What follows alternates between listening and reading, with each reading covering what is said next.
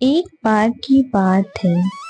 एक छोटे से गांव में एक महिला रहा करती थी जिसका नाम मीनाक्षी था।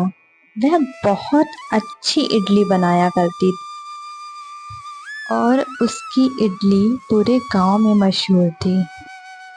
मीनाक्षी रोज गांव के बीचों बीच एक छोटी सी दुकान लगाया करती थी। वो सुबह सुबह ताजी ताजी इडली बनाती और उसे सुंदर से टिफिन में सजाकर गांव में बेचने चली आती। गांव में बच्चे बड़े बूढ़े सब इडली के बड़े दीवाने थे। अरे मीनाक्षी दीदी, जरा एक प्लेट इडली तो लगाना। जी भैया, लगाती हूँ। मीनाक्षी अपने ग्राहकों को जल्दी जल्दी इडली बनाकर दे देती है। उसमें से एक ग्राहक बोलता है, अरे मीनाक्षी दीदी, आपकी इडली का तो जवाब नहीं है। वाह, बहुत उम्दा बनाई है इडली। धन्यवाद भैया। काफी शाम हो जाती है और अंधेरा भी छा जाता है। मीनाक्षी अपनी दुकान बंद करके अपने घर वापस चली जाती है। वहीं मोहनलाल अपने घर पहुंचता है और अपनी पत्नी से इडली की बहुत तारीफ करता है। अरे पता है भाग्यवान, इडली तो मीनाक्षी बहन बनाती है, बहुत अच्छी। उसके जैसे इडली तो पूरे गांव में कोई ना बना पाता होगा। मोहनलाल की पत्नी उससे चिढ़ जाती है और उससे कहती है, अच्छा, तो अब मैं भी कल से इडली वड़ा की दुकान लगाऊंगी और देखती हूँ कौन खाने आता है इडली, उसके यहाँ कि मेरे यहाँ, देखती हूँ।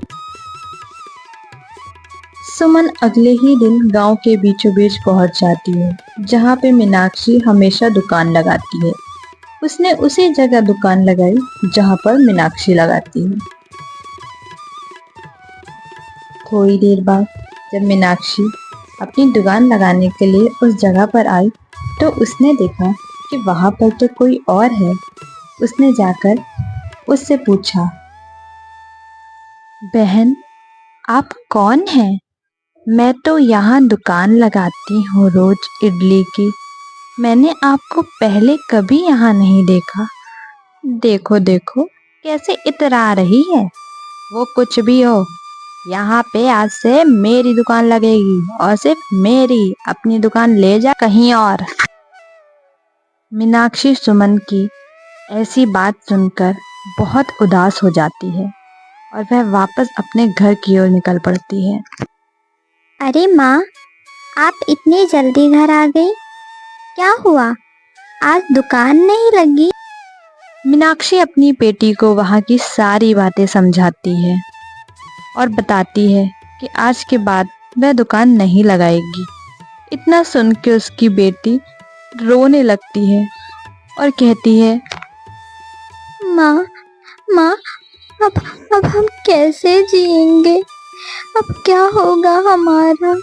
हम तो बहुत गरीब हैं।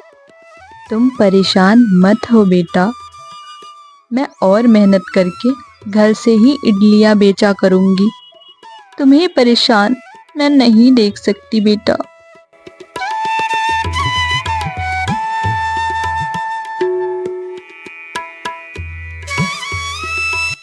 मीनाक्षी ने हार नहीं मानी। मीनाक्षी अपने घर में इडली बनाकर घर से ही बेचने लगी। देखते देखते उसके घर पे भी कई लोग आसपास के इडली खाने आने लगे। मीनाक्षी की बेटी भी उसकी बहुत मदद कर रही थी।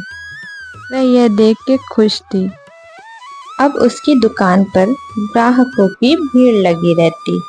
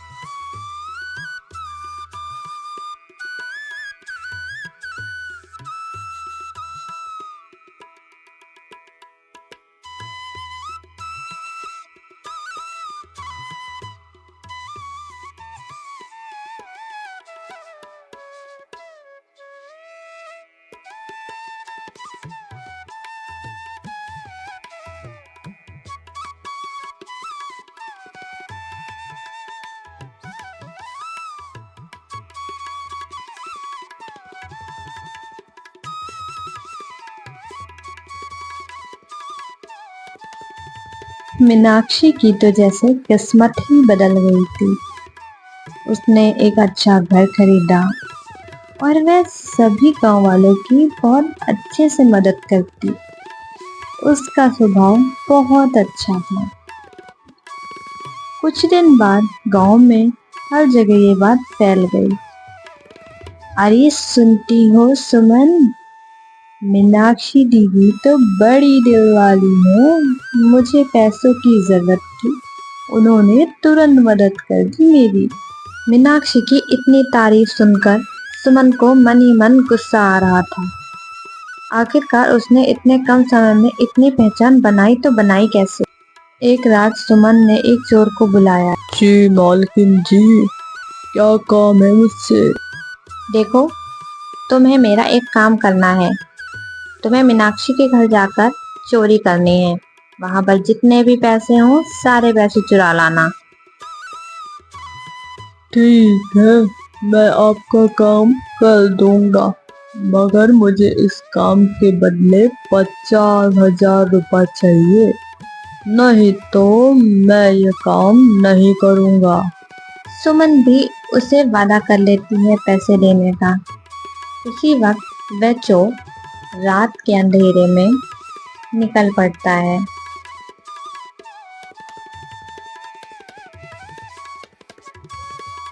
कुछ ही देर में वह मीनाक्षी के घर पहुंच जाता है। वह देखता है और सीधा घर के अंदर चला जाता है। पास के ही कमरे में सारे पैसे रखे हुए होते हैं। वह चोर सारे के सारे पैसे उठाकर फुर्र हो जाता है। सुबह जब मीनाक्षी उठती है तो देखती है वहां तो चोरी हो गई है। उसके सारे पैसे कोई ले गया है। तभी उसकी बेटी बोलती है, हाँ माँ, यहाँ तो 1 रुपए भी नहीं बचा, सारे के सारे पैसे चोर ले गए। मीनाक्षी जल्दी जल्दी सरपंच जी के पास जाती है और उनको वहां की सारी बातें बताती है। वह उनसे कहती है, सरपंच जी, हमारे सारे पैसे चोर ले गए। कुछ दिन बीतते हैं। आखिरकार वह चोर पकड़ा जाता है। एक दिन चोर आखिरकार पकड़ा ही जाता है। सरपंच जी उससे डांट फटकार लगाकर उससे पूछ ही लेते हैं आखिर उसने किसके कहने पे ये चोरी की। सरपंच जी, मुझे माफ कर दीजिए, मैंने ये चोरी खुद से नहीं की, मैंने सुमन के कहने पर ये चोरी की, मेरी इसमें कोई गलती नहीं। चोर की ये बात सुन के सरपंच जी ने सुमन को वहां पर बुलाया।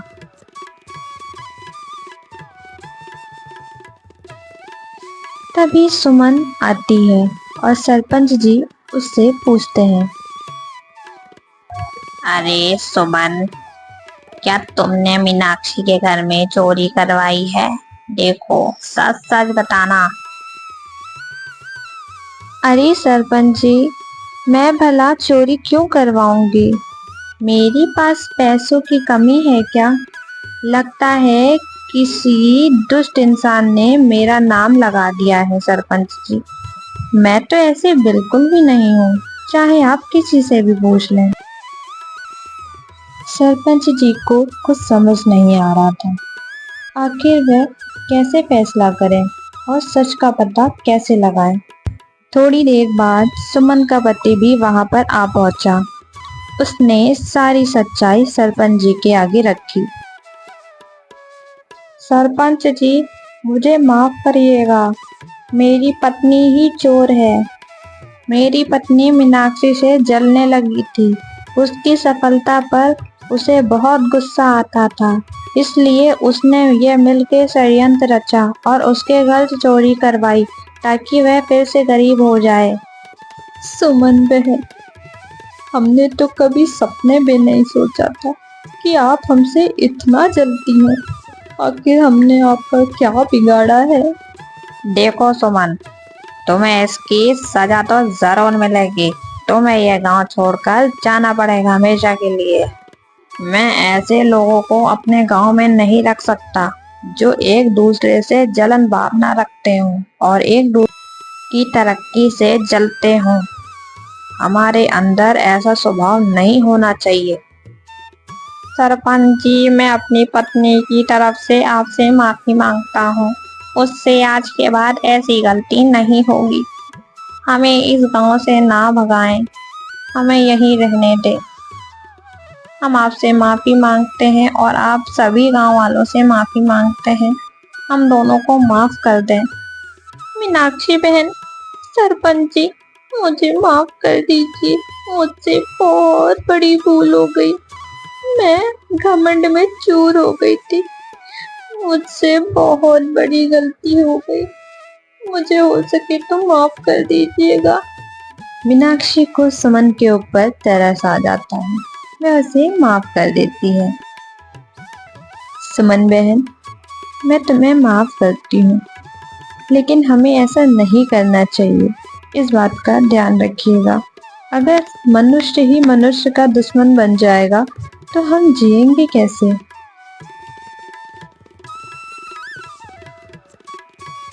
कुछ दिन बाद गांव में फिर से वही खुशहाली आ गई थी। सब हंसी खुशी और मिलजुल कर रहने लगे। मीनाक्षी ने गांव में एक बहुत बड़ा रेस्टोरेंट खोल लिया और वह बहुत चलने लगा। मीनाक्षी की जीवन ने हमें यह सिखाया कि जीवन में कितनी भी कठिनाइयां और परेशानियां आए, हमें उनसे लड़ना चाहिए और जीतना चाहिए।